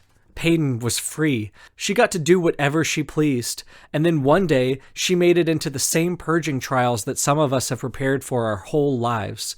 But not just that. She laughs, and the sound is bitter. No, she managed to get away with the fact that she is an ordinary. Excelled in the trials, toyed with both princes. Then she was discovered as a traitor, killed the king, and fled. And just like everyone else, I thought she wouldn't get away with it. But here we are. Payton Gray is now engaged to a king. I envy her, okay? She is free. Besides, she is precisely who my mother wishes I was. Without the ordinary bit, obviously. Blair reveals that she's been able to sneak out by way of the secret passageways we heard about in Book 1, and our two mortals go out to the slums for basically no reason, where they are attacked by Mak. Oh my god! Powerful crossover. Mak is doing basically exactly what you'd expect him to do. He grabs Blair and he's like, "You killed her, you drove your brutally blunt branch through her back, and now I'm going to make you bloody," etc., etc. Blair, who can literally do anything with her tele-powers, doesn't actually seem to be putting up much of a fight here. It's Lenny who saves her, verbally, and in an exchange that I find really cool. "Let Blair live," Lenny mumbles. He holds the man's gaze. "It's the most pain you could offer her." A long moment passes. Death thinks fondly of that sunny soul. There is a sudden flash of steel. The sword drops from Lenny's throat. "For Adena," the man chokes. And then he disappears into the night. They get to safety, and Lenny then explains his whole deal, which maybe isn't super important, but I'll read anyways because I hadn't ascertained this from Jay's summary of Reckless, and it leads to some nice candor from Blair. I was part of that resistance that failed. I even rescued Pei from the Enforcer and took them to Door, but then they vanished from our camp. It was a whole thing. That is why I came back to Ilia, actually. I was going to smuggle Peyton out of the kingdom before I found out Kitt had no intention of killing her. Lenny does not look like the rest. No, he is still a boy with a heart much too soft, a luxury that revolution cannot afford. Kindness is rarely jarring enough to instill change, you see, so cruelty is often justified by pure intentions. Since we are admitting things, Blair forces out, you should know that I always wanted to be a baker. But my mother wanted a boy, a strong male who takes my father's place as general one day. So, from the moment of my birth, I was a disappointment. Mother knew I would have to work extra hard to earn my father's position, because for whatever reason, being a woman is perceived as a disadvantage. So she forced me to become what she never could be, lethal, harsh, a condescending bitch, or so I've heard. There's an implication through all of this that Blair had to win the game. It was her path to her freedom. Killing Adena, she mentions later on, was her first deliberate kill, but she had no idea who Adena was and took King Daddy's word for it that she was a criminal. There's a lot of talk about innate versus perceived power, and Blair decides to teach Lenny how to be powerful in a language-bending, divergent, and fear kind of way. Back on Kitt.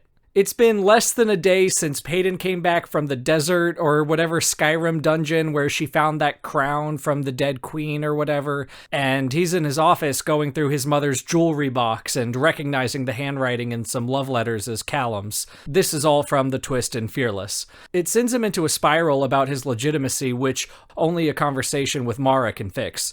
Remembering what Mara told him about being summoned by him on the brink of death, he stabs himself in order to have a conversation with her. The moors, I repeat, chewing on the foreign word. What is that? It is where the dead reside. Can the living go there? The moors is not a place that is found or conquered or coveted. It does not exist on your plane. Life may not cross into death's territory. I hold her gaze. But could I? Is that what you want my help with? I need to speak with my mother. And then later on, Mara stares at me long enough to catch one of my genuine coughs. It's more of a rasp, really, but I swallow the burning in my throat before it can swell. I watch as Death's gaze shifts from me to the row of vials across my desk. These won't help you, I figured. Again with what I was saying about how Kitt is half dead and full crazy, and the Grim Reaper is literally the only person that can get close to his wavelength. Turns out Kitt can go to the moors if he lets himself die temporarily. The problem is that Mara has to stay in the real world in order to resurrect him, so he has to go alone. At first, I was honestly a little disappointed by Kitt's time in hell, but God, the restraint shown here is just so welcome. Kitt explores the moors for a bit. He sees things that we've already seen and had described. There's some crazy souls and some mud and trees, and he eventually finds not his mother, but his father. Father looks up at the tree, clueless of my presence. Dark circles smudge the skin beneath his eyes. His gaze is distant as it roams over the branches. He looks like a man who lost the only thing keeping him sane. Power. Again, I know I shouldn't, but this time it is not my insufferable curiosity that sways me. I stretch a hand toward Father's shoulder. I want him to need me. And need him King Daddy does. He's no different than any of the other souls trying to get into trees or mud or whatever you do when you die, and he starts threatening Kitt for the chance to escape back to the land of the living. This gives Kitt a chance for a compellingly nauseating half-catharsis. You can rot here knowing that I will never continue your mediocre plan for Ilia. No, I am going to rule over every kingdom, and they will worship me like a god for the powers I give them. I watch with a smile as all the color drains from his face. The plague, Father stutters. You wouldn't. I am. Every word is sharp. Your pride made you weak. I let my fist fly toward his face. And then, dark. I really thought that this book would take the easy way out and sort of have a softening moment here between Kitt and his mom, but I guess the maxim holds true that a named plan never comes to fruition. Lauren shows a real commitment to showing Kitt in moments of pathos without giving him an out from being a bad guy. It would be so saccharine and fanfiction-y if we had really gotten a conversation between Kitt and Queen Mommy the First. Kitt is resurrected just in time for the ball you may remember from book 3, where Hayden and Blair have this weird run-in and have to be dragged away from each other. It's exactly like it was in the mainline book, except now with Kitt's perspective, we learn that he's intentionally manufacturing these run-ins for the stated goal, at least, of getting Hayden used to being around Blair, which is a little dumb, but I guess we have to believe him because he's talking to Mara, who he's usually forthcoming with.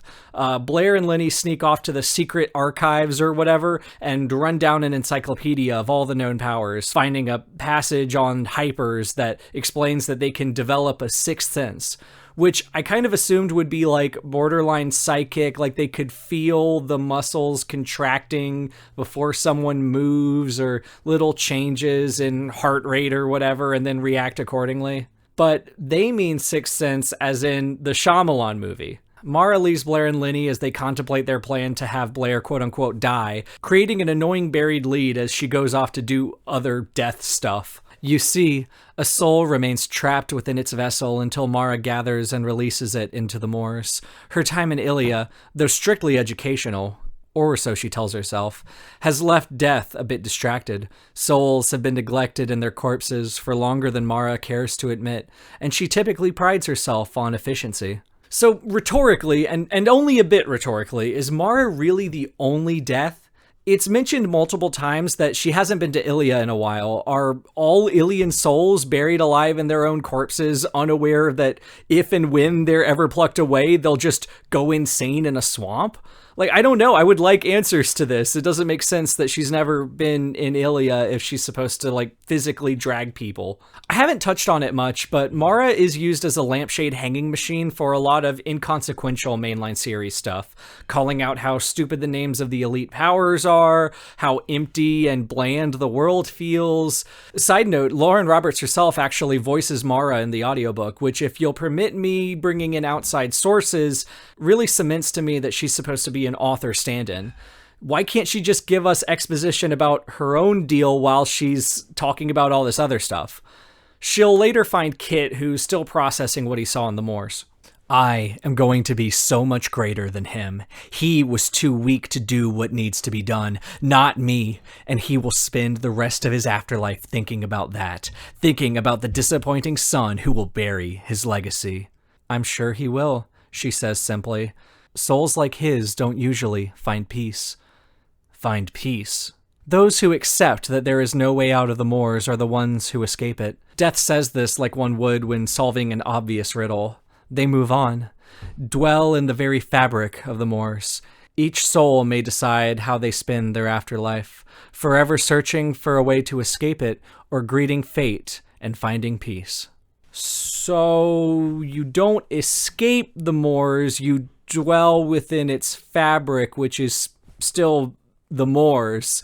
I assume they're talking about the whispering trees here, but I really don't know. She doesn't say, and then you become a star in the sky and live in peace with your loved ones forever, which is presumably what was happening to Adena and Mak, but I guess they just haven't had a turn yet to get dragged into a swamp. Another thing to note is that fate is capitalized here. So does that mean that there's a conventionally attractive young woman who serves as the embodiment of fate in this world?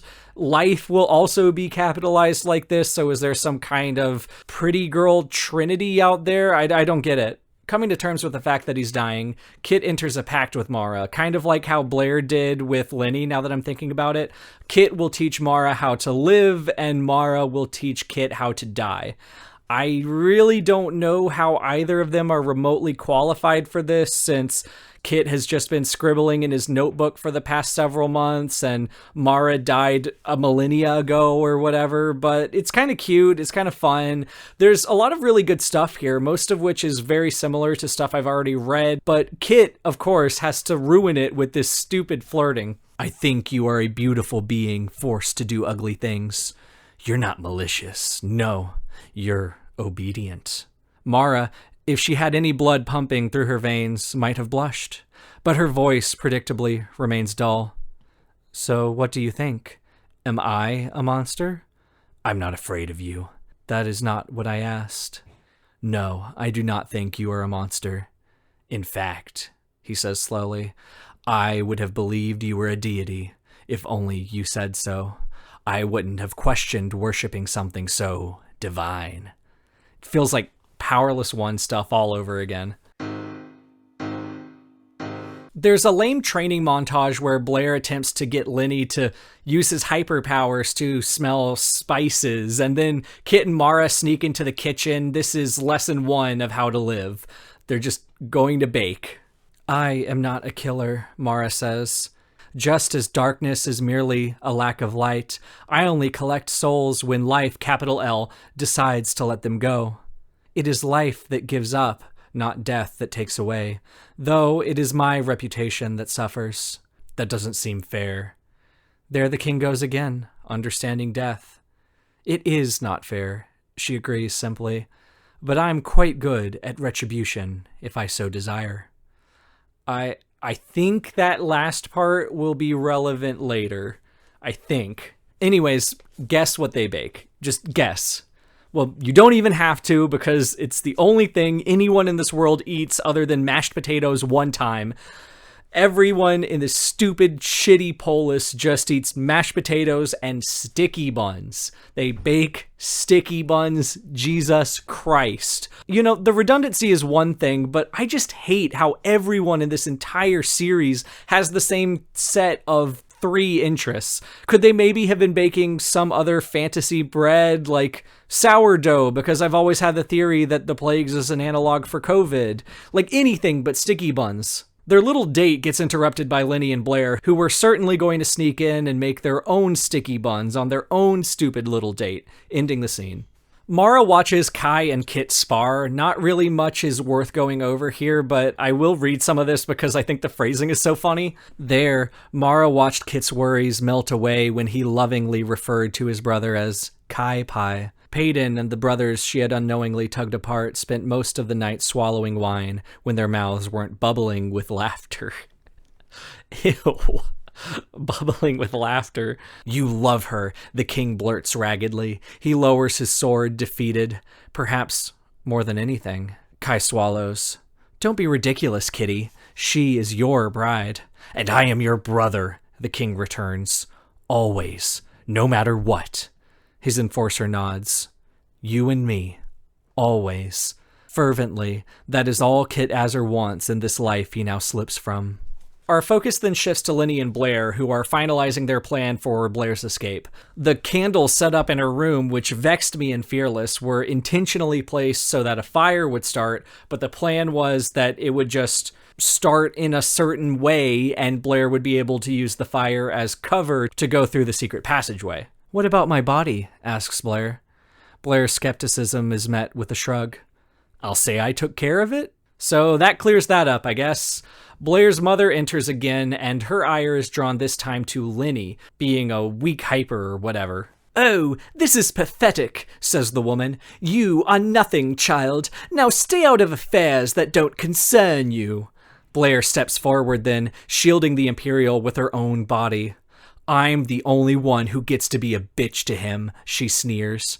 That's cute. I smiled. Like I mentioned, I don't mind negging, but what really makes that relationship dynamic work for me is when there are moments like this that show when it really comes down to it, they do love each other deep down, which is a really nice bit of standing up for someone I just don't think we get a lot of in this series. Then we have just this delightful conversation with Kitt and Mara. I don't hate Peyton, I say sharply. My head is beginning to pound once again, and before everything, we were even close. Now she is my peace offering to the other kingdoms so they will open their borders for trade. And you will then infect the cities with this plague you know nothing about? I've already started, I say quickly. This manages to crack her stony facade. Isram. I nod. The crate of roses Peyton left as a gift are sprinkled with a diluted dose of the plague. Once one person falls ill, the rest will follow. Death stares, mirroring what happened a century ago. Exactly. My words swell with surety, and the kingdom will soon thank me for the power I have given them. That still doesn't explain your dislike for Peyton Gray. It's not her, necessarily. It's Kai. I only want Kai, but he wants her. My chest tightens painfully. It's difficult to breathe, but I spit out the words furiously. He can't love her more. This is all for us. I need him to choose me. But that wonderful little moment is interrupted by reports of a fire in the castle. Oh no! We see the same scene of Peyton holding Blair's face into the fire that we got in Fearless, this time from Mara's perspective. Kind of like what we got with how Mara appeared to Kitt. Mara shows herself to Blair and just kind of gives her a pep talk and tells her to keep on fighting. Linny manages to save Blair and they escape through the tunnels.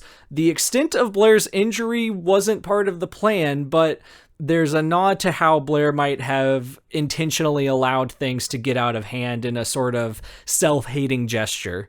But it's okay because Linny has this healing salve and Blair bemoans having burn scars, which this must be really powerful healing ointment because I always thought that even burns that aren't as bad as this, you would still have to go to the fantasy hospital.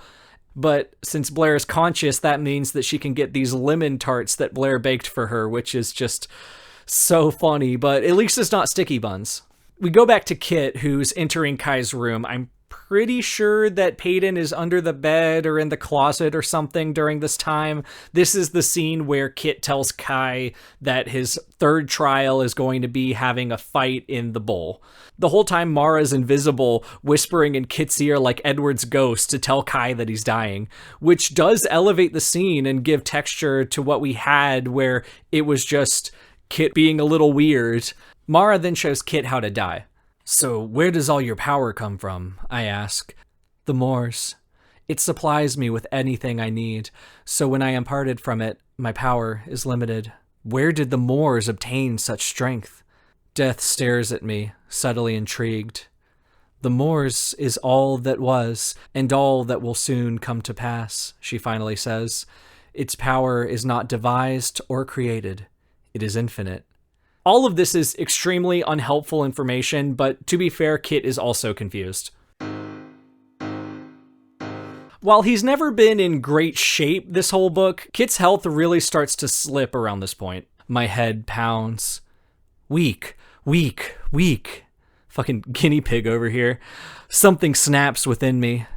Insinuate I am anything but a god again, and you will pray fervently for my forgiveness. The Imperial's jaw slackens, his mouth working until a mumbled, "Of course, your majesty," tumbles out. I blink back, the blinding rage, feeling unsteady on my feet. What the hell just happened? He's completely written off Peyton as a pawn in his game, watching the bowl arena just waiting for her to die. We then watch the fight more or less in full, which made me realize that we saw nothing about how Kitt came into contact with Mak, other than that thing where in the prologue of book 3 where Mak is handed a sack of coins. Mak chooses Peyton over Kitt, throwing the fight and allowing himself to die. And Mara brings another soul to the Moors. I carve every thought onto a page. Careless splotches of ink threaten to drown the words. I keep writing. I need to pry my mind free. Quiet moment. I need a quiet moment. Most of my days are forgotten. It's almost a relief. The plague is eating away at my mind. Don't take my mind, please. It's all I have left. Do not take my mind. Mara, I breathe. The pain is gone. In fact, I feel quite well. Have you come to wish me luck before the wedding? She tilts her head. I already did. The surge of power and pain you felt summoned me here. Her watchful gaze slides over me. That was some time ago now. Where did the jewelry box go? I ask slowly. It was right here. You took it to your betrothed, Mara supplies. I went with you. Why? Why would I do that? Humans are sentimental. You wished for Peyton to wear a piece of your mother's jewelry. The love notes were still in the drawer. What the hell is wrong with me? Maybe she will think they are from father. Shit, I mutter. I need her to think they are from father. She cannot know. No one can know. I am not a bastard. I am a king. I can't be a bastard. I must be a king. Monster. What if all I am is a monster? Shit! This transformed what felt like a comedy of errors in Fearless to a genuinely unsettling moment. Kitt is so delirious, so deteriorated that he's forgetting conversations, losing time, acting out of character, his power is going back and forth. He passes through his own wedding, which, to be fair, was a sham in the first place, in a complete drunken haze. The latter part of this book, meaning the last, 30 pages, we mostly get these disconnected vignettes. We get a scene of Mara dragging Callum to hell, and all we learn is that he's offended that Kitt killed him. So great, that's it for him, Peyton's true father and the main arbiter of everyone's woes for the entire mainline series. He's in hell now. This is fate, and the last man Mara thought this of quickly met his. Brutally. Death is nothing if not obsessive. Every creature is compiled of flaws, and Mara is more aware of hers than most. Her intelligence and insatiable curiosity are rivaled only by these possessive tendencies. Nobody is perfect, but she has diligently buried that part of herself for longer than a lifetime, you see, and it has grown rather tiring. I don't know if my summary is going to do a good job of establishing this, but I do like the subtle moral corruption of Death over the course of the story. There's an energy to her doing Death stuff here that I didn't clock earlier. It's like Kitt himself is viral, like he sucks so much that he makes everyone else around him worse, even magical beings. However, I just don't think it's enough to justify what happens next. Let me just lay out where we're at. Forgive me for being redundant, but things just get so fucking weird that I need to have a solid foundation to continue. So Mara and Kitt have formed an affectionate, close relationship based off of mutual physical attraction and an emotional bond. And also, Kitt is delirious. He is not in his right mind. He's not able to remember things that happened yesterday or 5 minutes ago. So all of this culminates with Mara making a pass at Kitt. What is yours? Death stares at him pointedly. Is mine. Our eternity begins very soon. Kitt visibly fights to stay focused. He shakes his head, runs a hand down his face. What do you mean, our eternity? Well, we are fated, of course, Death says simply. You have sacrificed your soul to be with me. We will rule the moors together. Never again will we be lonely, not beside one another. Kitt looks down at where their hands meet. Mara. She likes the sound of her name until a humorous chuckle follows. Your company has been very appreciated, and I think we both learned something from one another. But what? Death's voice grows chilled. She has heard a version of this speech before, from lips that look like his. But, he sighs out, you are Death. She yanks her hand back from the king's with an icy fury. You think you are too good for me? You think I am not precisely the power you seek? Few are lucky enough to behold me and live, but none are so foolish as to deny me. So I have a few questions. Why does Mara do this here and now? Does she not realize Kitt's mental state? And assuming she does, why does she fly into a rage when he rejects her in a fit of amnesia and delirium? I will not be made a fool, she seethes. Not again. For the first time, Kitt can see every emotion crashing into her features. She wears it all. Hurt, betrayal, the memory of a moment that mirrors this one. You may not want me, but life, capital L, no longer wants you.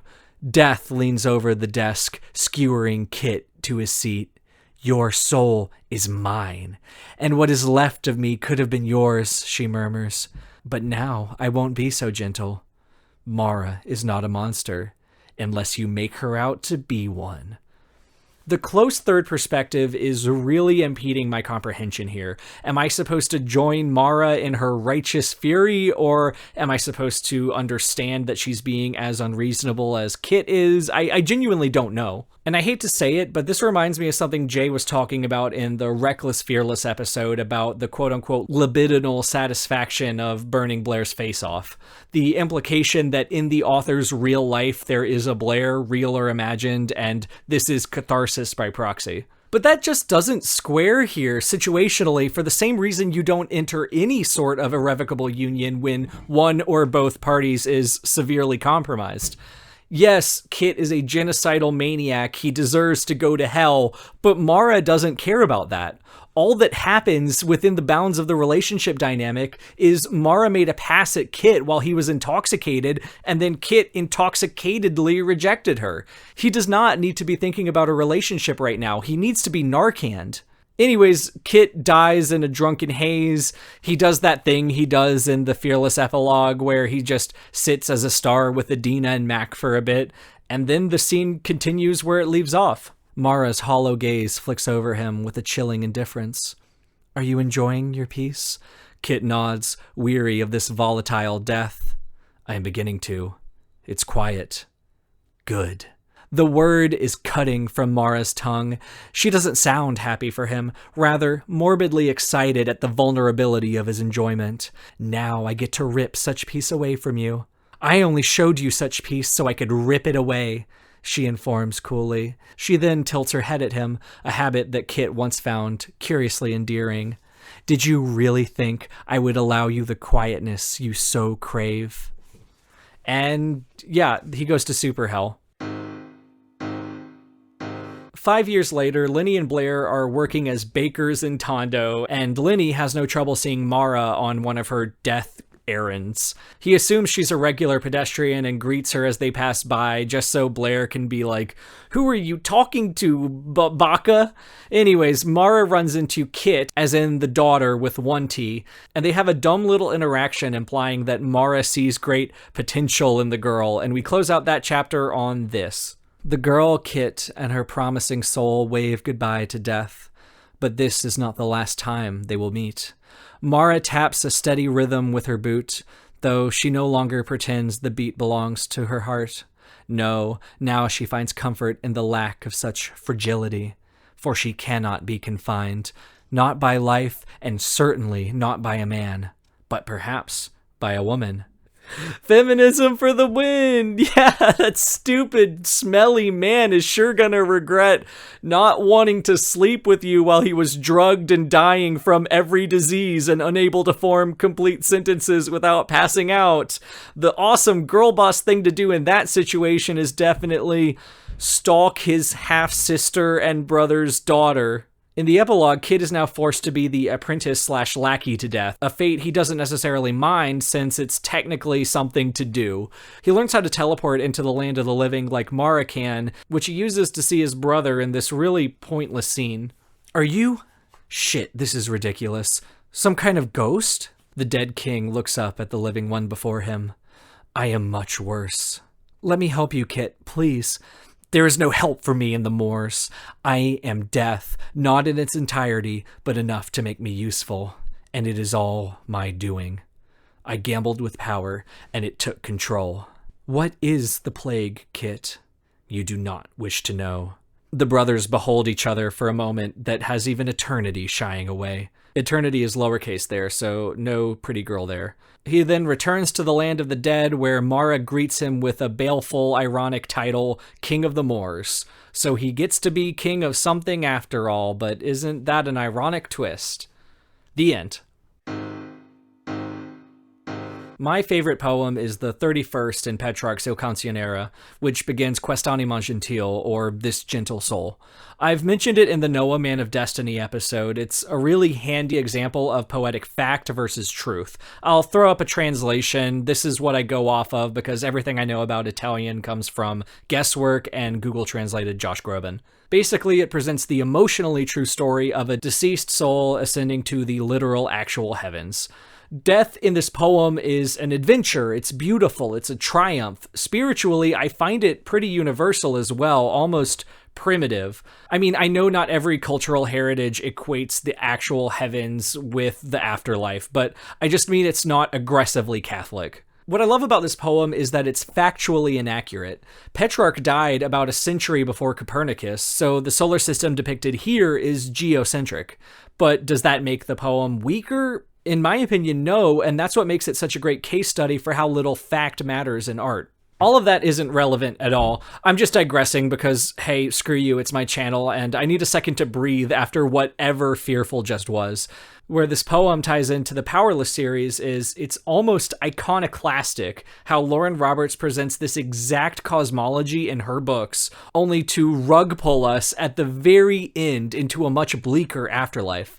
If I understand Mara's vengeful rant correctly, and I definitely don't, the beautiful cosmos where you exist as a star with your loved ones is worse than purgatory. It's a holding cell. Death just hasn't gotten to you yet. But when she finally bothers to drag your soul away, you're going to the moors, which is a shitty swamp full of artfully placed fake bones where you'll scratch and sensate at the ground until you go insane, or at best you can turn into a whispering tree, maybe, I think.